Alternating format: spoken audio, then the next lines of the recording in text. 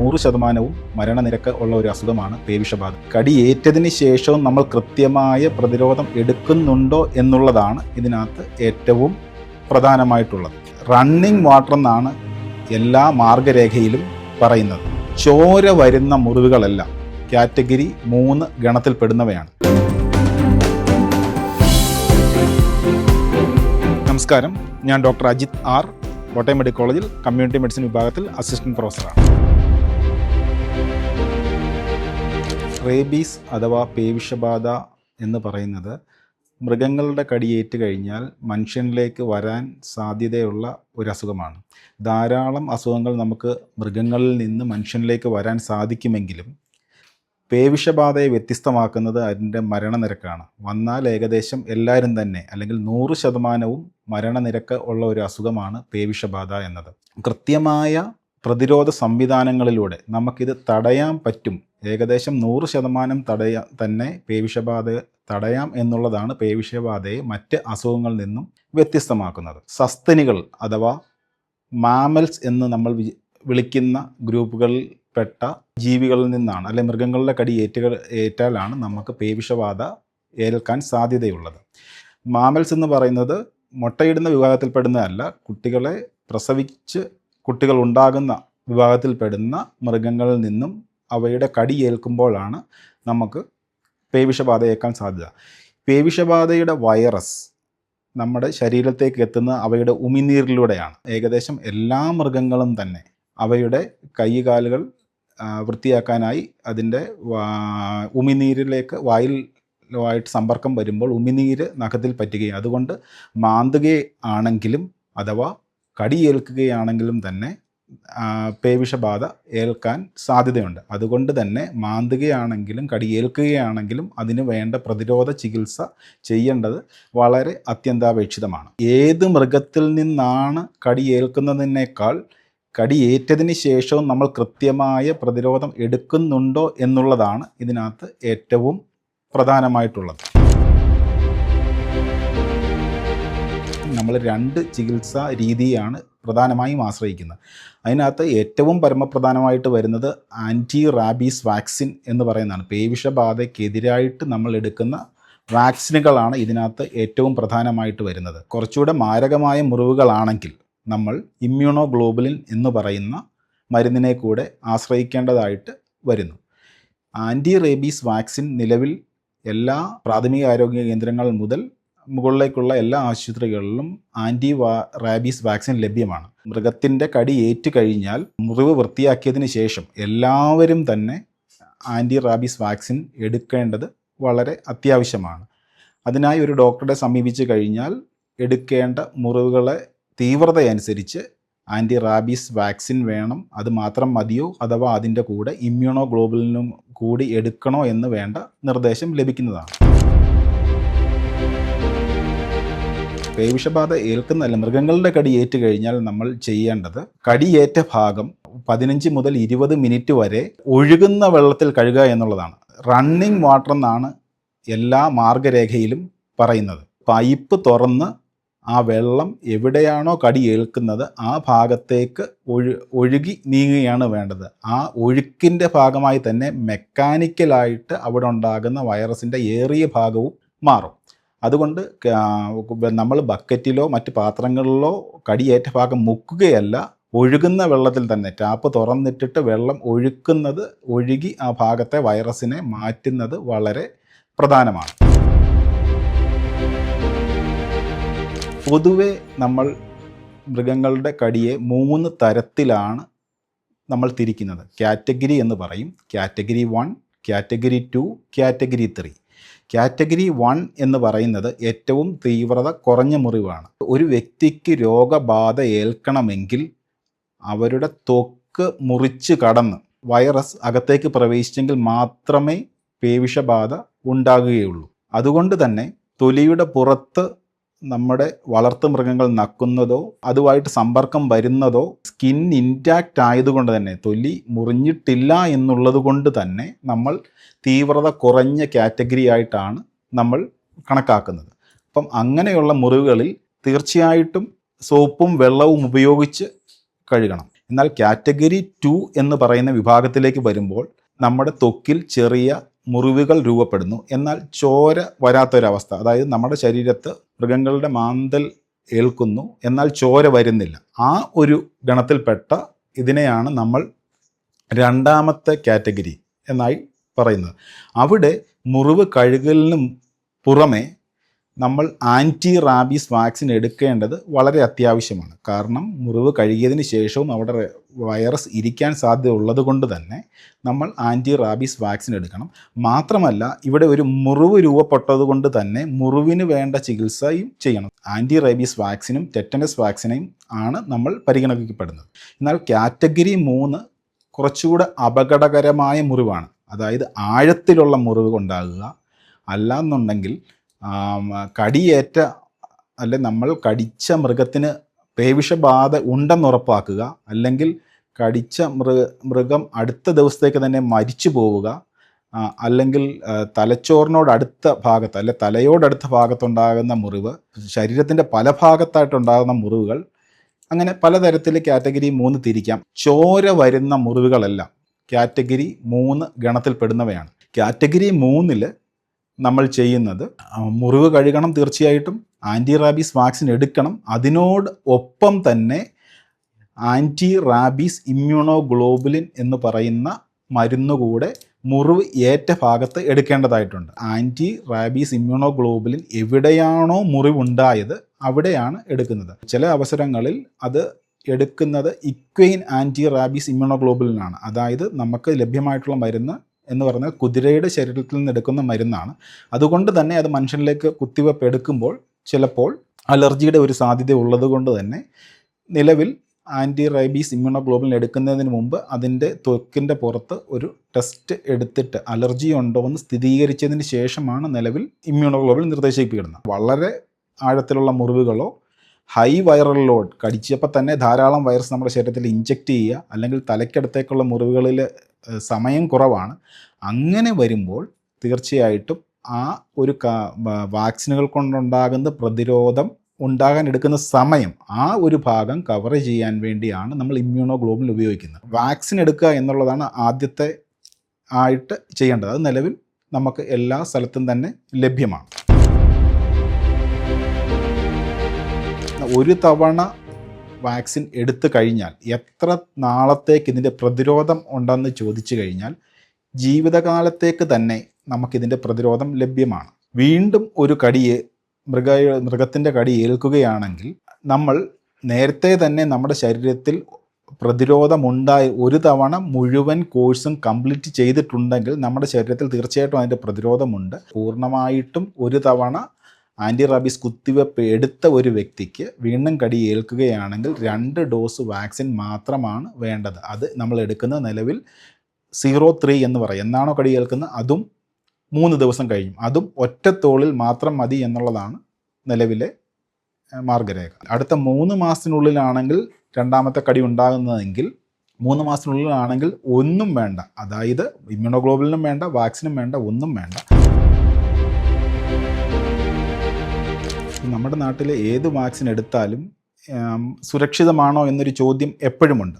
എന്നാൽ anti rabies vaccine തീർച്ചയായിട്ടും സുരക്ഷിതമാണ്. കാരണം നമ്മൾ എത്രയോ ലക്ഷം ഡോസുകളാണ് നിലവിൽ കൊടുത്തിരിക്കുന്നത്. കാര്യമായ പാർശ്വഫലങ്ങൾ ഒന്നും തന്നെ റിപ്പോർട്ട് ചെയ്തിട്ടില്ല. അഥവാ റിപ്പോർട്ട് ചെയ്തിട്ടുണ്ടെങ്കിൽ തന്നെ എടുത്ത സ്ഥലത്ത് ചെറിയൊരു ചൊറിച്ചിലോ തടിപ്പോ ഒക്കെ ആയിട്ടാണ് വരുന്നത്. അതായത് ഞാൻ പറഞ്ഞു വരുന്നത് ആൻറ്റി റാബീസ് വാക്സിൻ്റെ പാർശ്വഫലം തീരെ ഇല്ലാത്ത ഒരു മരുന്നാണ്. ഏതൊരു സാധാരണ മരുന്ന് എടുക്കുമ്പോഴും ഉണ്ടാകാവുന്ന, അല്ലെ ഏതൊരു സാധാരണ വാക്സിൻ എടുക്കുമ്പോഴും ഉണ്ടാകാവുന്ന സാധാരണ പാർശ്വഫലങ്ങൾ മാത്രമേ, അതായത് ചൊറിച്ചിലോ തടിപ്പോ മാത്രമേ കാണാറുള്ളൂ. എന്നാൽ അത് തരുന്ന ഗുണം നമ്മുടെ ജീവൻ്റെ വിലയുള്ള മരുന്നാണ് വാക്സിൻ. അതായത് അത് തടയുന്നത് ആൻറ്റി റാബീസ് അല്ലെങ്കിൽ റൈബീസ് അല്ലെ പേവിഷബാധ എന്ന അസുഖത്തെയാണ്. അത് നമ്മുടെ ജീവൻ എടുക്കാൻ തക്കവണ്ണമുള്ള അസുഖമാണ്. അപ്പോൾ അതിൻ്റെ റിസ്ക് ബെനിഫിറ്റ് റേഷ്യോ എടുത്തു നോക്കിയാൽ ഇത്രയും നല്ല സുരക്ഷിതമായ വാക്സിൻ തീർച്ചയായിട്ടും വേറെ ഇല്ല എന്ന് തന്നെ നമുക്ക് വേണമെങ്കിൽ പറയാൻ പറ്റും. റേബീസ് എന്ന് പറയുന്ന അസുഖത്തിൻ്റെ ഇൻക്യുബേഷൻ പീരീഡ്, അതായത് രോഗാണു നമ്മുടെ ശരീരത്തിൽ പ്രവേശിച്ചതിന് ശേഷം എത്ര നാളുകൾക്ക് ശേഷമാണ് നമ്മുടെ ശരീരത്തിൽ രോഗലക്ഷണങ്ങൾ പ്രകടമാകുന്നത് എന്ന് ചോദിച്ചു കഴിഞ്ഞാൽ അതിന് ഏതാനും ദിവസങ്ങൾ മുതൽ പല മാസങ്ങൾ വരെ, വേണമെങ്കിൽ ചില അപൂർവ കേസങ്ങൾ വർഷങ്ങൾ വരെ എടുത്തേക്കാം. അതുകൊണ്ട് തന്നെ താമസിച്ചു പോയി, ഒരു ദിവസം താമസിച്ചു പോയി, 2 ദിവസം താമസിച്ചു പോയി, ഞാൻ അറിഞ്ഞില്ല, അല്ലെങ്കിൽ എനിക്ക് അന്നേരം സമയം കിട്ടിയില്ല എന്നത് ഒരു കാര്യമല്ല. എപ്പോഴാണോ നമുക്ക് അതിനെക്കുറിച്ച് ഓർമ്മ വരുന്നത് ആ ഒരു സമയത്ത് പോലും വൈകിയാണെങ്കിലും ഇത് എടുക്കുന്നത് നമ്മുടെ ജീവൻ നിലനിർത്താൻ പല ഘട്ടത്തിലും നമ്മളെ സഹായിച്ചെന്ന് വരും. അതുകൊണ്ട് തന്നെ എത്രയും വേഗം എടുക്കാൻ ശ്രമിക്കുക. എന്തെങ്കിലും കാരണം കൊണ്ട് വൈകിയാൽ ഏറ്റവും അടുത്തുള്ള ബെസ്റ്റ് സമയത്ത് എടുക്കുക എന്നുള്ളതാണ് ഇതിൻ്റെ ഭാഗമായിട്ട് നമ്മൾ നിർദ്ദേശിക്കുന്നത്. ഏതൊരു വാക്സിനും നമ്മൾ എടുക്കുന്നത് ഒരു രോഗപ്രതിരോധ ശേഷി ഉണ്ടാകാൻ വേണ്ടിയാണ്. നമ്മൾ പോളിയോ അല്ലെ BCG എടുക്കുന്നത് നമുക്ക് നാളെ പോളിയോ അല്ലെങ്കിൽ TB എന്ന അസുഖം വരാതിരിക്കാൻ വേണ്ടിയാണ്. അതുപോലെ തന്നെ മൃഗങ്ങളിൽ ഉള്ള വാക്സിനേഷൻ നമുക്കറിയാം. പല വീട്ടിൽ വളർത്തുന്ന പല മൃഗങ്ങൾക്കും നമ്മൾ ആൻറ്റി റബീസ് വാക്സിൻ നിലവിൽ എടുക്കുന്നുണ്ട്. തീർച്ചയായിട്ടും ആൻറ്റി റബീസ് വാക്സിൻ എടുക്കുന്ന മൃഗങ്ങളിൽ റേബീസിൻ്റെ അഥവാ പേവിഷബാധ ഉണ്ടാകാനുള്ള സാധ്യത വളരെ വിരളമാണ്. എന്നാൽ അങ്ങനെ ഉള്ള ഒരു ഘട്ടത്തിൽ പോലും നമ്മൾ ചിലപ്പോൾ കടിയേറ്റ വ്യക്തിയിൽ ഇമ്മ്യൂണോഗ്ലോബുലിനോ വാക്സിനുകളോ നിർദ്ദേശിക്കപ്പെടാറുണ്ട്. അതിൻ്റെ ഒരു കാര്യമെന്ന് പറഞ്ഞാൽ എന്തെങ്കിലും കാര്യങ്ങൾ കൊണ്ട് ആ വാക്സിൻ എടുത്ത മൃഗങ്ങളിൽ വാക്സിൻ്റെ പൊട്ടൻസി പോയിട്ടുണ്ട് എന്നൊരു സാഹചര്യം ഉണ്ടായാൽ പോലും, അത് വളരെ വിരളമായിട്ടുണ്ടാകുന്നതാണ്. അങ്ങനെ ഉണ്ടെങ്കിൽ പോലും ചിലപ്പോൾ നമ്മൾ നിർദ്ദേശിക്കാറുണ്ട്. പക്ഷെ തീർച്ചയായിട്ടും ശരിയായ രീതിയിൽ വാക്സിൻ എടുത്ത ഒരു നമ്മുടെ പെറ്റായിട്ടുള്ള മൃഗങ്ങൾ അല്ലെ വീട്ടിൽ വളർത്തുന്ന മൃഗങ്ങളിൽ എടുത്തു കഴിഞ്ഞാൽ പേവിഷബാധ ഉണ്ടാകാനുള്ള സാധ്യത വളരെ കുറവാണ്. ആദ്യമായി കടിയേറ്റതിന് ശേഷം രോഗി എപ്പോഴാണോ ഡോക്ടറെ കാണാൻ ചെല്ലുന്നത് അന്നേരം തന്നെ കൊടുക്കുകയാണ് ആദ്യത്തെ ഡോസ്. അതിനെ നമ്മൾ ഡേ 0 എന്ന് പറയും. എന്ന് കടി ഏൽക്കുന്നോ അന്ന് തന്നെ കൊടുക്കും. അതിനുശേഷം അതിൻ്റെ 2ാമത്തെ ഡോസ് വരുന്ന 3 ദിവസത്തിന് ശേഷവും, തുടർന്നുള്ള കുത്തിവയ്പ്പ് 7ാമത്തെ ദിവസവും, അവസാനത്തെ കുത്തിവയ്പ്പ് 28 ദിവസവുമാണ് വരുന്നത്. ഇത് തന്നെ നമ്മൾ നിലവിൽ 2 രീതിയിലാണ് നൽകുന്നത്. നിലവിൽ കേരളത്തിലെ എല്ലാ ആശുപത്രികളിലും IDRV, പ്രത്യേകിച്ചും സർക്കാർ ആശുപത്രികളിൽ IDRV ഇൻട്രാഡെർമൽ റാബീസ് വാക്സിൻ തൊലിപ്പുറത്തേക്ക് കൊടുക്കുന്നതാണ് ഇൻട്രാഡെർമൽ റാബീസ് വാക്സിൻ എന്ന് പറയുന്നത്. അത് 2 തോളിലും, ഇൻട്രാഡെർമൽ ആണെങ്കിൽ 2 തോളിലും എടുക്കുകയാണ് ചെയ്യുന്നത്. അത് എന്നാണോ രോഗി ആദ്യം റിപ്പോർട്ട് ചെയ്യുന്ന അന്ന്, തുടർന്ന് 3 ദിവസം, 7 ദിവസം, 28 ദിവസം, അങ്ങനെയാണ് ഉള്ള കുത്തിവയ്പ്പുകളാണ് നമ്മൾ വാക്സിനിൽ എടുക്കുന്നത്.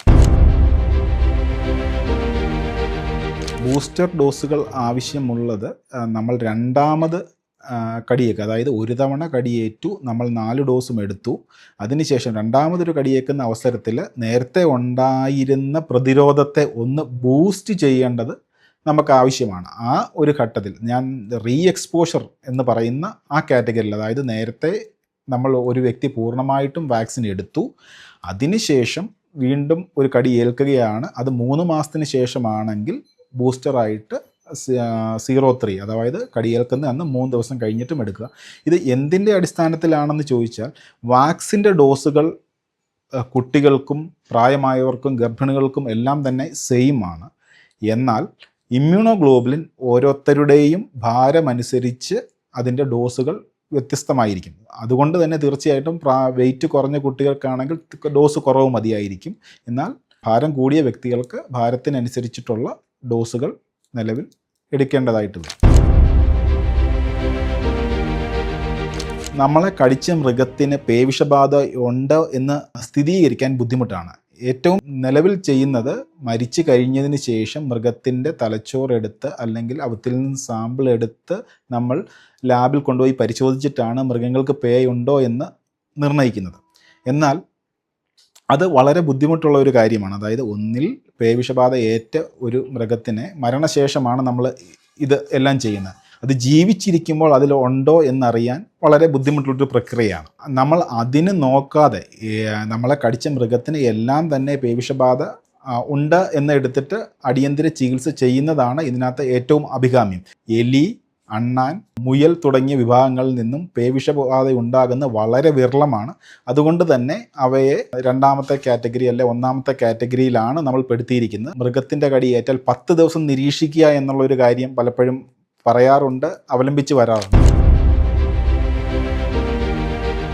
റേബീസ് അതീവ ഗുരുതരമായ അല്ലെങ്കിൽ 100% മരണത്തിലേക്ക് നയിക്കാവുന്ന അസുഖമായതുകൊണ്ട് തന്നെ റേബീസ് വാക്സിനേഷന് നിലവിൽ കോൺട്രാ ഇൻഡിക്കേഷൻ ഒന്നും തന്നെ ഇല്ലാതെ, എടുക്കരുതാത്ത സാഹചര്യം ഒന്നും തന്നെ ഇല്ലാതെ, മുലയൂട്ടുന്ന അമ്മമാരാണെങ്കിലും ഗർഭിണികളാണെങ്കിലും കുഞ്ഞുങ്ങളാണെങ്കിലും വയോജനങ്ങളാണെങ്കിലും മറ്റ് അസുഖമുള്ളവരാണെങ്കിലും മറ്റ് മരുന്നുകൾ കഴിച്ചുകൊണ്ടിരിക്കുന്നവരാണെങ്കിലും ആ അസുഖങ്ങളൊന്നും തന്നെ ഇത്രയും മാരകമല്ലാത്തത് കൊണ്ട് ഇവിടെ അടിയന്തര പ്രാധാന്യം വരുന്നത് റേബീസിനായതുകൊണ്ട് അഥവാ പേവിഷബാധയ്ക്കായതുകൊണ്ട് ഇതിൻ്റെ ചികിത്സയ്ക്കാണ് എല്ലാ ഇതിലും പ്രാധാന്യം. തലച്ചോറിലടുത്തേക്ക് ആണ് അല്ലെങ്കിൽ തലയുടെ അടുത്തേക്കാണ് അല്ലെ കഴുത്തിന് മുകളിലേക്ക് ഏൽക്കുന്ന കടികളിൽ എന്ത് സംഭവിക്കുമെന്ന് ചോദിച്ചാൽ വളരെ കുറച്ച് ദൂരം മതി തലച്ചോറിലേക്ക് എത്തിപ്പെടാൻ. എന്നാൽ കൈകളിലോ കാലുകളിലോ ഉള്ള മുറിവുകൾ കുറച്ചുകൂടെ ദൂരം വൈറസിന് സഞ്ചരിച്ചാൽ മാത്രമേ ഇത് തലച്ചോറിലേക്ക് എത്തിപ്പെടുകയുള്ളൂ. തീർച്ചയായിട്ടും കഴിവതും കഴുത്തിന് മുകളിലേക്ക് ഉള്ള മുറിവുകൾ ഉണ്ടാകാതിരിക്കാനാണ് നമ്മൾ ശ്രദ്ധിക്കേണ്ടത്. പക്ഷെ കുട്ടികൾ നമുക്ക് കാണാം, അവരുടെ പൊക്കമെല്ലാം വളരെ കുറഞ്ഞതുകൊണ്ട് തന്നെ മറ്റ് മൃഗങ്ങളുടെ ആക്രമണം വളരെ കൂടുതലായതുകൊണ്ട് തന്നെ കുട്ടികളിൽ കൂടുതലായിട്ടും മുഖത്തും കഴുത്തിനും എല്ലാം കടിയേൽക്കാനുള്ള സാധ്യത വളരെ കൂടുതലാണ്. അതുപോലെ തന്നെ നമ്മുടെ നെർവസ് സിസ്റ്റം വളരെ കൂടുതലായിട്ടുള്ള ഭാഗങ്ങൾ, അതായത് കൈയുടെ അറ്റം, ചുണ്ടുകൾ, മ്യൂക്കസ് മെമ്പറിന് അതായത് കണ്ണുകൾ, ചുണ്ടുകൾ തുടങ്ങിയ ഭാഗങ്ങളിൽ നെർവസ് സിസ്റ്റം വളരെ വ്യാപകമായിട്ട് വ്യാപിച്ച് കിടക്കുന്നത് കൊണ്ട് തന്നെ അവിടുത്തെ കടികളിൽ നിന്നും നാഡീവ്യൂഹത്തിലേക്ക് കയറാനുള്ള സാധ്യത വളരെ കൂടുതലായതുകൊണ്ട് അത്തരം മുറിവുകളെയും നമ്മൾ കാറ്റഗറി 3യിലാണ് പെടുത്തിയിരിക്കുന്നത്. എങ്ങനെ നായെ പ്രകോപിപ്പിക്കാതിരിക്കാം, അല്ലാന്നുണ്ടെങ്കിൽ എങ്ങനെ കടിയേൽക്കാതെ രക്ഷപ്പെടാം എന്നുള്ളത് നിലവിൽ പല സ്കൂൾ ട്രെയിനിങ് പ്രോഗ്രാമിൻ്റെയും ഭാഗമായിട്ട് നിലവിൽ വരുന്നുണ്ട്. തീർച്ചയായിട്ടും സുരക്ഷിതമായൊരു സ്ഥലത്തേക്ക് മാറുക എന്നുള്ളതാണ് ഏറ്റവും പ്രധാനം. അതുപോലെ തന്നെ കഴിവതും വീണ് കഴിഞ്ഞാൽ നമ്മുടെ ശരീരത്തെ മുഴുവൻ കടിക്കാനുള്ള ഒരു സാഹചര്യമുണ്ട്. അതുകൊണ്ട് ഭയം കൂടാതെ നമ്മൾ നിൽക്കാനുള്ള ഒരു ശ്രമം നമ്മുടെ ഭാഗത്തു നിന്ന് ഉണ്ടാകേണ്ടതും എത്രയും പെട്ടെന്ന് സഹായത്തിന് വേണ്ടി നമ്മൾ ആളെ വിളിക്കുന്നതും ചെയ്യേണ്ടതാണ്. കടി ഏൽക്കുന്നതിന് മുമ്പ് തന്നെ നമുക്ക് വേണമെങ്കിൽ വാക്സിൻ എടുക്കാവുന്നതാണ്. അതിനെ നമ്മൾ പ്രീ എക്സ്പോഷർ വാക്സിൻ എന്ന് പറയും. അത്തരം വാക്സിനുകൾ കൂടുതലായിട്ടും നിലവിൽ നിർദ്ദേശിക്കപ്പെടുന്നത് മൃഗങ്ങളോട് അടുത്ത് ഇടപഴകുന്നവരാണ്. ഉദാഹരണത്തിന് ഫോറസ്റ്റ് ഡിപ്പാർട്ട്മെൻറ്റിൽ ജോലി ചെയ്യുന്നവർ, വെറ്റിനറി ഡിപ്പാർട്ട്മെൻറ്റിൽ ജോലി ചെയ്യുന്നവർ, അല്ലെങ്കിൽ റേബീസ് വൈറസുമായിട്ട് അടുത്തിടപഴകുന്ന ലാബിൽ വർക്ക് ചെയ്യുന്നവർ, അവർക്കൊക്കെ തീർച്ചയായിട്ടും നിലവിലുള്ള എല്ലാ മാർഗ്ഗരേഖകളും പ്രീ എക്സ്പോഷർ വാക്സിൻ നിർദ്ദേശിക്കപ്പെടുന്നുണ്ട്. അത് 3 ഡോസുകളായിട്ടാണ് നിലവിൽ നൽകുന്നത്. 0, 7, 21 അല്ലെ 28. അതായത് ആദ്യത്തെ ഡോസ് എടുക്കുന്നു, അതിനുശേഷം 7ാമത്തെ ദിവസം 2ാമത്തെ ഡോസ് എടുക്കുന്നു, 3ാമത്തെ ഡോസ് 21ാമത്തെ ദിവസമോ 28ാമത്തെ ദിവസമോ എടുക്കാവുന്നതാണ്. രണ്ടാമതൊരു കടിയേൽക്കുമ്പോൾ അത്യന്താപേക്ഷിതമായി വേണ്ടത് ആദ്യത്തെ ചികിത്സയുടെ രേഖകളാണ്. അത് സൂക്ഷിച്ച് വെക്കേണ്ടതും വളരെ നിർബന്ധമാണ്. 2ാമത്തെ പ്രാവശ്യം ചെല്ലുമ്പോൾ നമുക്ക് ഇമ്മ്യൂണോഗ്ലോബുലിൻ്റെ ആവശ്യകത വരുന്നില്ല. നമുക്ക് കിട്ടുന്ന കുത്തിവയ്പ്പുകളുടെ എണ്ണം ഗണ്യമായി കുറയുന്നു. മാത്രമല്ല ഓൾറെഡി നമ്മുടെ ശരീരത്തിൽ ഇമ്മ്യൂണിറ്റി ഉണ്ട്, അല്ലെങ്കിൽ പ്രതിരോധമുണ്ട് എന്ന് നമുക്ക് ഡോക്ടർക്ക് എളുപ്പം മനസ്സിലാക്കി കൊടുക്കുകയും എളുപ്പം തുടർ നടപടികളിലേക്ക് കടക്കാൻ സാധിക്കും എന്നുള്ളതും നമ്മൾ ചെയ്യേണ്ടത് തന്നെ ചികിത്സയുടെ ചീട്ടുകൾ സൂക്ഷിച്ചു വെക്കേണ്ടത് വളരെ അത്യന്താപേക്ഷിതമാണ്.